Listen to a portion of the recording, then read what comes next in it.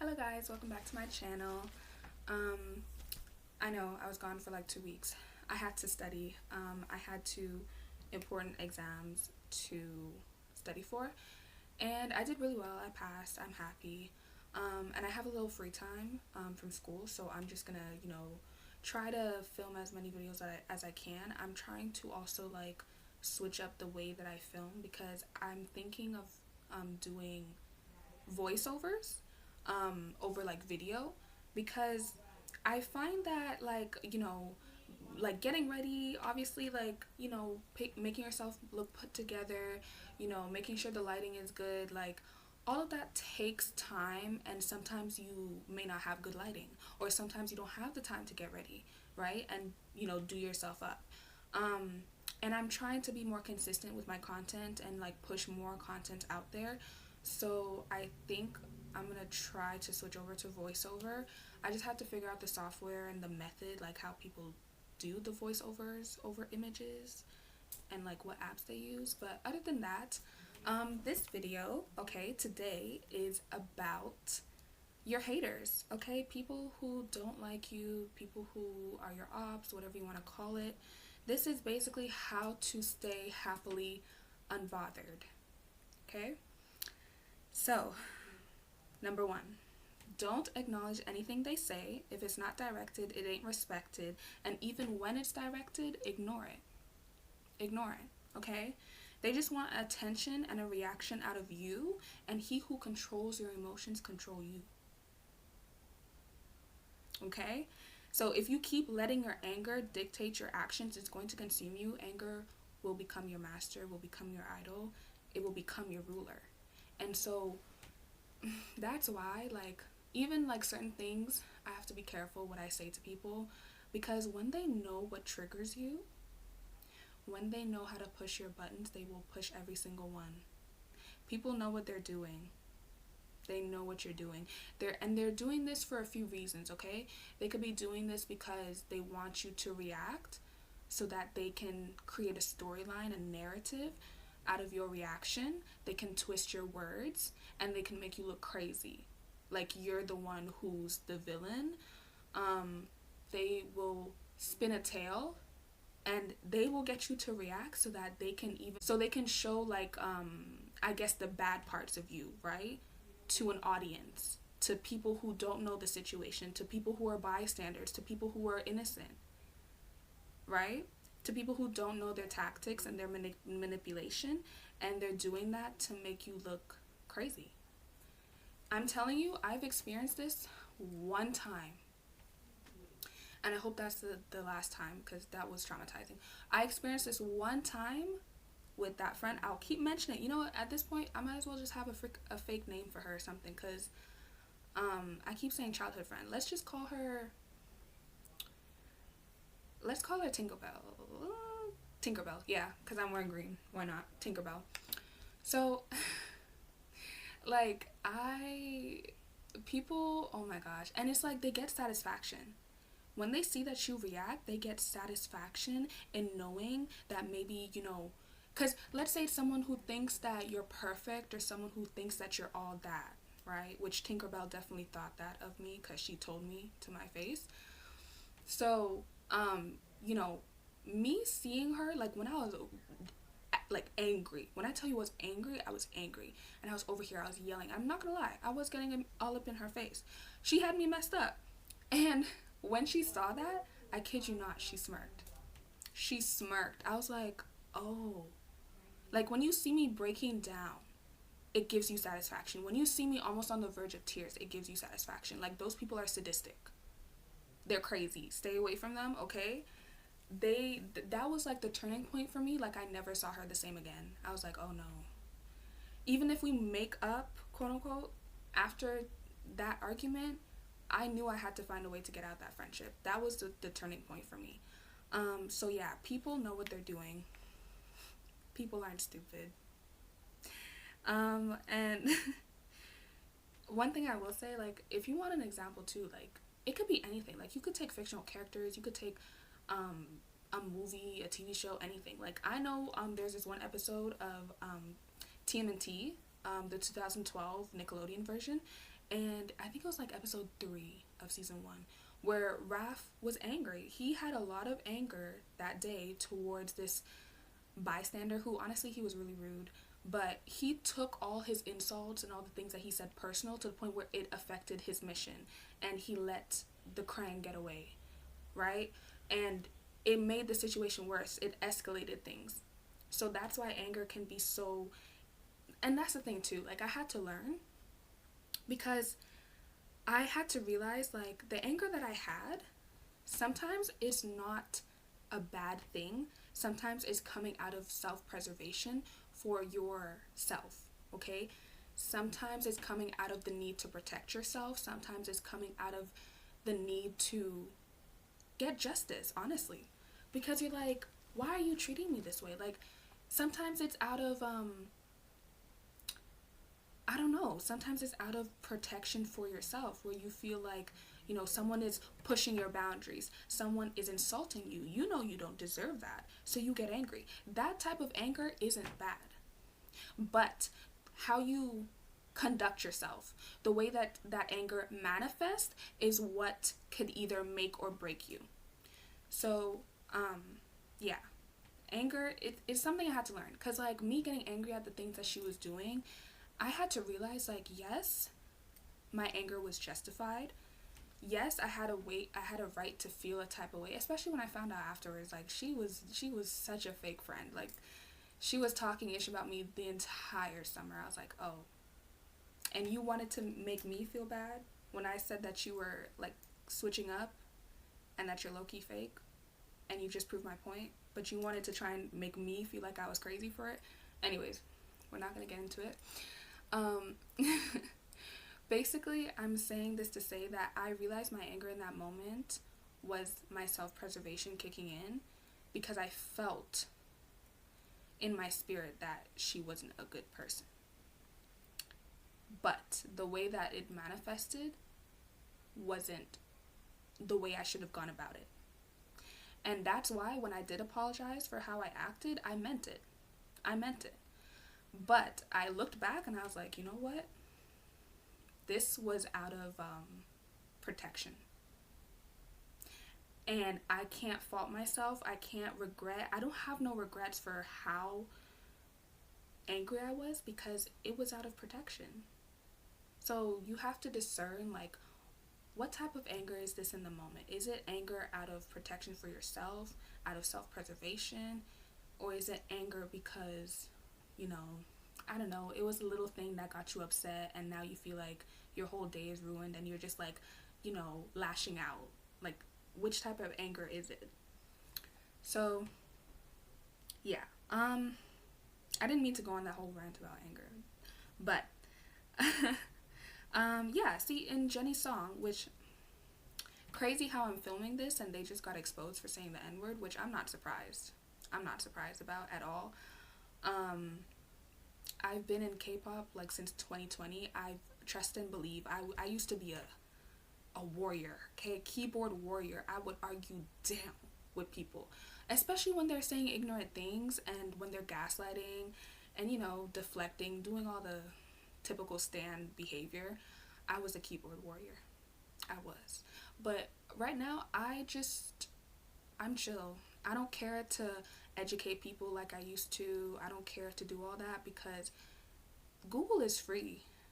If you really wanted to learn about this stuff like I did, if you really wanted to learn about racism, colorism, texturism, featureism, the isms, if you really wanted to learn, you would go out your way and learn. But you clearly don't. So why am I over here wasting my breath trying to educate you? So yeah, I just kind of stopped doing that. Of course, that doesn't mean I'm not going to call out people when they're wrong. Like for example, me right now. Like, I love Jenny, but girl, y'all need to apologize. You guys are not in YG anymore. Okay? You guys are not under a company. Like, you're running your own company. You're a CEO for your own stuff. Why can't you create a statement? You're over here silent for days. And y'all can say what you want to say. But at the end of the day, like, okay, for me, this is how I see it. Yes, they said it when they were teenagers. So that's why I'm like, you know what? No, this doesn't excuse it, but I'm like, they were younger back then. And that, again, I'm not excusing it, but the way that I see it is that me, myself, in real life, in person, I had to educate people and tell them, hey, you should not be saying the N-word. You're not black. You should not be saying the N-word. This is the history. This is da-da-da-da-da. And they were younger than me. And so I know that them being younger, they don't think of like, oh, this is the consequences of my actions. And them being younger, they don't think about the implications that their words have. So that's why them being younger in that scenario, I'm like, okay, I'm not going to let it slide. I think that you should apologize now that you're an adult and it's out there. I think you should definitely apologize for your actions when you were younger. We're not going to brush past it and dismiss it. But, again, we make mistakes. We're humans. And that's where my compassion, I guess, comes in, because I had to do the same educating to other people in real life. So it's like, if I had this kindness and if I had this patience for people in real life, I'm not gonna now, be all like, I'm sorry, I'm not gonna be all upset. I'm not gonna be yelling in their faces online and writing in all caps. I know how the K-pop industry is because I've been a K-pop fan since 2020, so I know there's more situations of racism, and not just of the black community, of other communities as well. So that's why I'm not surprised by this situation, and I know that Korea is like a monolith. Their population is mostly Koreans. So, and that's another thing, like, people act like black history is taught in other countries. Black history is honestly barely taught in even freaking North American countries. Like, we just, like, here in Canada, we're just unpacking, racism of indigenous people. So I don't expect people from all the way from damn Korea to know anything about black history. I don't expect them to. So, but yeah, that whole situation, I'm not gonna rant on it, but I just thought I would address that because I don't condone her behaviors, but at the same time, it's like, you were younger, and so I'm going to give you that little bit of grace to think that now in your grown age, you know better, and that you're not saying this word right now as we speak. At your 29 years of age, is she 29, 30? I don't remember. But I'm saying this to say that I would have assumed that y'all are not the same person that you were 10 years ago. And I would hope that you were now educated than when you were back then. Because that's the thing too. People keep saying, oh, they came from like English speaking, countries. Y'all could be English speakers and still not understand the implications of certain words. Jenny and Rose, being from English-speaking countries, that doesn't mean that they were taught, again, about black history, or that they were taught about the implications of different words and, the intentions behind it and all that stuff. Like, anyways, I'm just hoping that they are not silent and they actually say something eventually, because they've been silent for a few days, and I think that's very telling of, honestly, their character. And unless they're silent because they're actually coming up with a statement. Anyways, so back to my actual point. Oh my gosh, I go on tangents. Anyways, so basically Jenny said in her song Mantra, she said, pretty girls don't do drama unless they wanna, okay? Which means the ball is always in your court, okay? The ball is always in your court. People are looking to provoke you. Okay? People are looking to see what you do. People are looking to see how you respond. Okay? And one thing that I've noticed is that people cannot stand being ignored. And when they ramp up the antics to get a reaction out of you, okay, it will only compromise their image. It would only make them look crazy. And then people will finally wake up and open their eyes and be like, oh my gosh, okay, so you weren't the problem. It was actually her. Yeah, exactly. I've been telling you all along. So, they put you on such a high pedestal that they want to get your attention.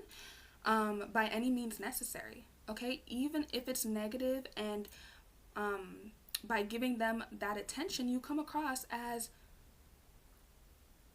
lowering yourself. You come across as putting yourself as coming off that pedestal that they put you on, and you lower yourself to their understanding, to their level of understanding, which honestly isn't plenty. Let's just be so for real. It's not plenty. So, for example, when I was in, what was it, grade 11? Yeah. No, I don't think this happened in grade 12. Grade 11, there was a fake page that ended up being, what's it called?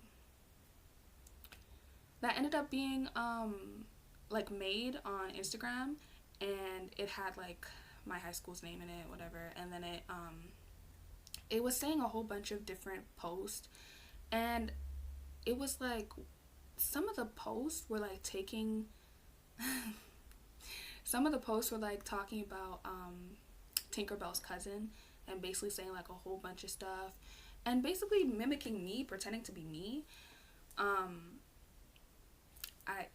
Anyways, I'm sure that page was either made by one of her friends, one of Tinkerbell's friends, or it was made by her. And if it wasn't, if this was an actual stranger's page, I'm 100% sure that they're the ones, that she was the one putting in those anonymous messages, pretending to be me, bashing her cousin, and then putting my name on it to say it was me, to get her friends, because mind you, she couldn't just dislike me. She had to get a whole bunch of other people to dislike me as well, because I stopped being friends with her.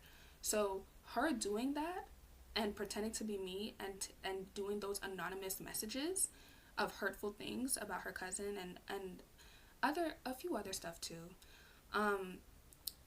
it got her the sympathy that she wanted, and it got her friends riled up. And from that fake page, she basically, like, came to me. At first she actually texted me to come meet, and she didn't even text me. She didn't even use her own account, which she couldn't because I blocked her, but, like, she used her friend as a messenger to text me to come meet her. And I was like, girl, no. What? And mind you, I didn't even know about the fake page. And then she eventually comes to me and we talk, and she tells me about the fake page, and I go and I search it up, and I'm looking at the stuff that's said, and that's when I realize, oh, you got me messed up, because you know fully well I didn't say this stuff, and you're coming to me with a whole audience, a whole bunch of these younger kids, okay, a whole bunch of these younger grades, to do what exactly? To see a show? Like, what was the point? Why did you need that big audience? To humiliate me. Because that's what they do. That's what narcissists do. But, which is gonna go into my next point. But the fake page was basically a way to provoke me, to get my reaction. And, you know, at first I was gonna ignore it, and I didn't. I ended up responding on the page itself. I didn't post on my story or anything. I just responded on the page. And I honestly, I don't even know why I did that, because I'm like, girl, what are you giving her, like, what are you giving her attention for? Why are you making this your issue now? Because I even went and texted the person, whoever it was behind the page, and I said, look, this is causing drama. I don't need this. Can you please take these posts down? I was the one who had to go and now fix their problem. I made it my problem. It was never an issue. Look, they were trying to humiliate me and basically, like, bully me covertly, and I'm like, why did I give them the time of day? They didn't deserve that. They really didn't. And she knew fully well I was the one who wrote it, because she wrote it. She knew fully well. And yeah, so I'm just saying that to say, like, don't waste your time. Don't waste your time reacting to people. Don't waste your time. Just don't. Next point number 2, don't let them see you sweat, okay? So, that means don't ever let them know that their intimidation tactics are affecting you. Okay? I don't know if it's just me, but sometimes when I'm angry or anxious, my hands or my leg will start to shake. Okay? And I know it's in that moment where I'm in my fight or flight mode, and I know that person makes me feel uneasy if they got me to the point where I feel like it's either fight or flight, where I'm anxious, where I'm shaking, you know? And anytime that happens, I pretend they don't exist. Literally. I don't make eye contact with them, and I continue doing what I was doing. Like, because once you let people know that their intimidation tactics, their humiliation rituals are affecting you, it just eggs them on to keep going. It's like, oh, okay. And that's why, after that whole like fake page situation, me and Tinkerbell ended up talking like one last time in like 2022, and I was like, what did I say? I told her something. Oh yeah, because not only did they make a fake page, but her and her friend group before that page, they started like mean mugging me in the hallway. And it would be every time I walk by that specific hallway on the second floor, they would be mean mugging me.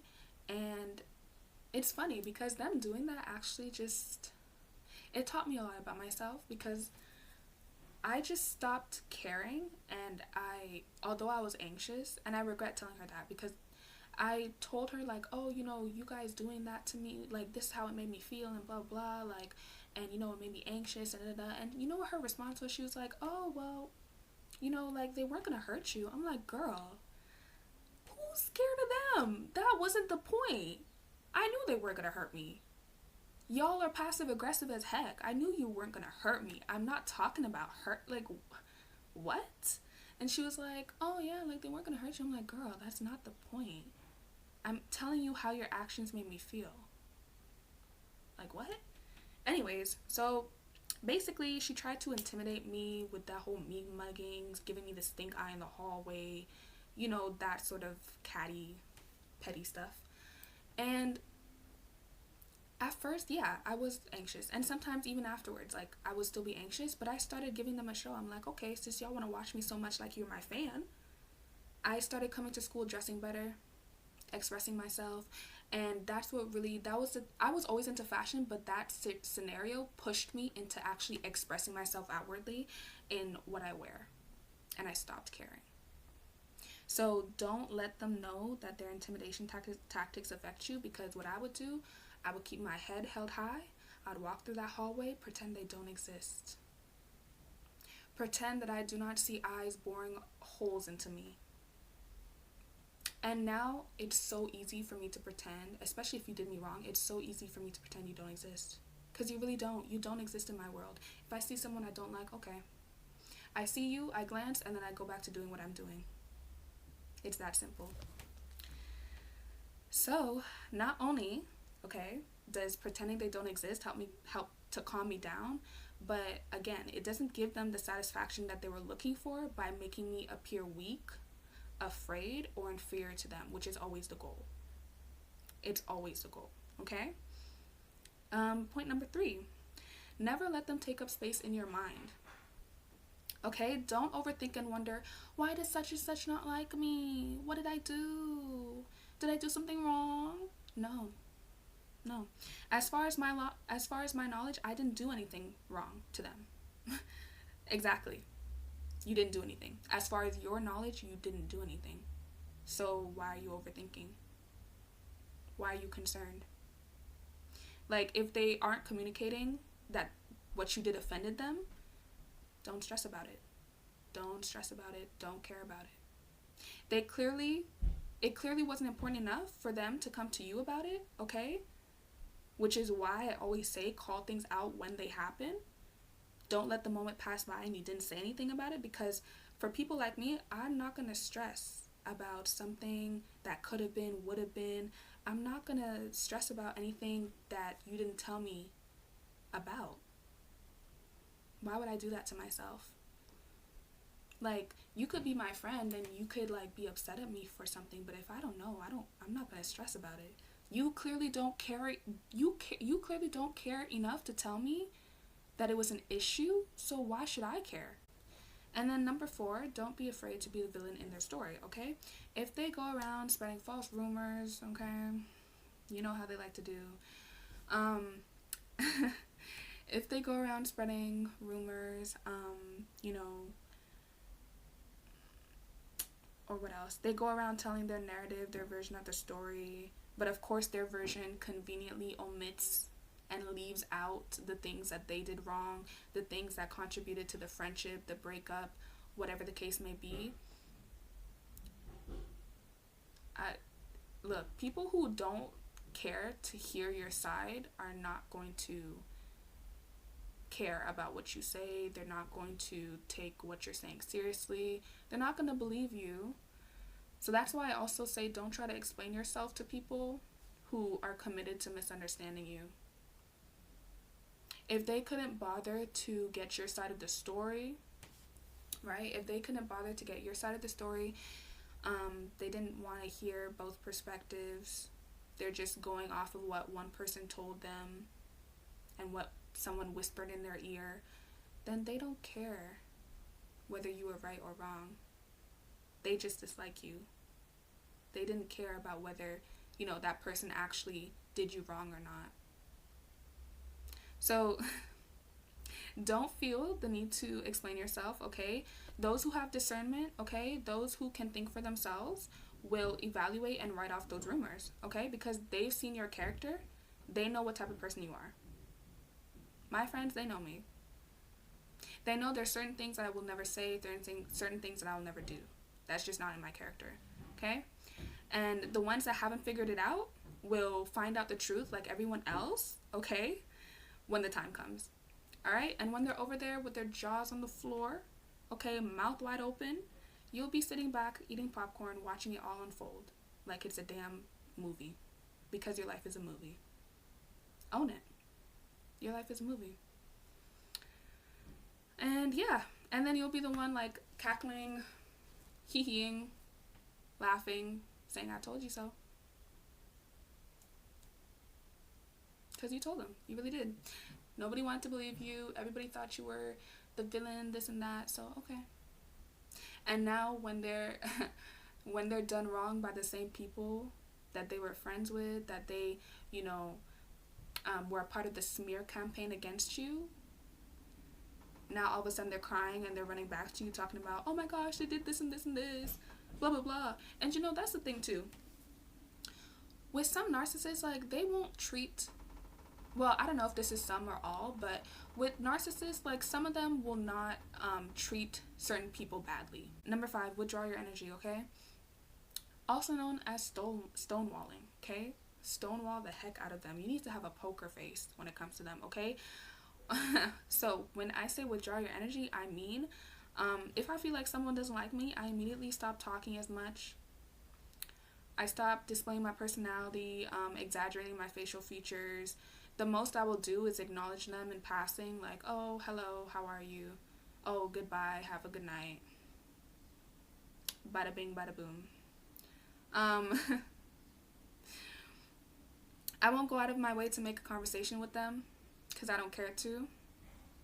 And I also know that nothing beneficial or productive or fulfilling or happy inducing will happen in that conversation, so I don't bother to. Anything and everything that made my personality unique to me, okay, I will stop doing. I will stop telling jokes. I will stop talking in any accents. I will not laugh. I will just be in my own little bubble. And the only way that I will do any of these things in front of them is if I'm interacting with someone else. Yeah, I just become completely detached, monotone. Yeah, if I just, ignore them, basically. And that's the thing too, like, I'm a very expressive person, so when they notice, like, the switch up, they'll notice it. They'll see it for sure. Because I talk with my hands, I talk with my face, and if I'm not doing that with you, you're gonna tell there's a difference, there's a shift. So they can feel it. And some of them will get the hint and they'll leave you alone, others not so much. Yeah. And I know that people, like especially women who don't like you, will do this very same tactic to make you feel unworthy, unwanted, to make you feel rejected. But this tactic in this context is just for self-preservation. It's just for protecting yourself, protecting your peace, which is point number 6, protect your peace.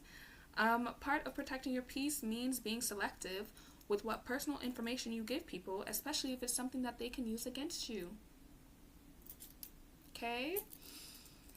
Let me just say, my friendship ending with Tinkerbell, there are certain things that I didn't tell her that I was so glad I never opened my mouth and uttered any words about, because I know fully well she would have used that against me. And the reason I say this is because she used a situation that I told her about years ago. When I tell you this was years ago, and it wasn't even about me. It was not even about me, it was about my brother. And she used that situation from donkey years ago, ages ago, to basically try and throw back, not in my face, but I mean, she's definitely done other things like that before, but she used that situation to try and, I guess, ruin my reputation. I don't know why she used that particular piece of information, because that wasn't about me. It was about my brother. But I guess because my brother is my blood relative and he's in proximity to me, she basically tried to say a story that happened and basically try to make fun of it, and she basically told it to other people who weren't even there at the time. They didn't know about it, and I don't know if she was trying to embarrass me. I really don't know. Maybe it was all three. But yeah, so this is why you gotta be careful with certain things that you say, because people, trust me, people have selective memory. People will remember all the bad things that you said about somebody. People will remember the bad things that happened to you. But for some reason, okay, and you know, that's a funny thing too, because people remember all the bad things that you did or said to them during the friendship, but they can't remember the good things. They can't remember that you helped them out through their depression. They can't remember that you were there for them when they were venting and going through their breakup. Like, it's crazy. It's crazy how fast people switch up. So, yeah, be careful what you say. A rule of thumb is that, this is how I think, okay? A rule of thumb is to think that whatever you tell someone will always be told to at least 2 other people. Either a best friend of that same person that you told, or a partner of that same person that you told. Okay? And if you are not okay with 2 other people knowing your business, keep your mouth shut. Zip. Keep it shut. And then another thing, protecting yourself also includes blocking, unfollowing, or muting people. Okay? Or not looking at their stories. Okay? As simple as that may be, some people believe that blocking someone lets the other person know that you're bothered by them. And in actuality, those who get blocked will actually be pissed that they got blocked and they can't finish whatever they're going to say. They can't have the last say, the last laugh. And they no longer have access to you, to your life on social media. And those are the ones who will actually go on burner accounts just to keep up with you. Those are the ones who will actually start stalking you. It's crazy, right? So, I don't know about y'all, but that screams bothered to me. That screams very much bothered. So, I'm saying this to say that don't not block somebody because you don't want them to think that, you know, you're bothered by them and this. No, don't have that type of mindset. Block them for your peace of mind. Block. And see the lengths that they will go to try and get in contact with you. See the lengths that they will go to try and bully you. See the lengths that they will go to try and still have an impact in your life. Point number 6 was the last thing. So basically, I'm going to end off this video by saying that if they have to recruit people like the Ivy League to tag team against you, that's how you know you got it. That's how you know you the ish. Okay, so sometimes doing what you're doing, no, so continue doing what you're doing, okay, because you're clearly doing something right. If you weren't on the road to success, people wouldn't feel threatened by you. But you have people coming out of the woodworks, okay, spawning out of nowhere that dislike you for no reason. So own it. Own it. They clearly see something in you that you don't see in yourself. And yeah, I don't know about y'all, but one thing about me, if I see that you're doing all this, you're putting in all this effort for little old me just to dislike me, you're boosting my ego, babes. My ego went from here to here. So that's really all the haters are doing, just boosting you. Alright guys, I hope you guys learned a lot from this video. I hope you enjoyed, and I'll catch you next time.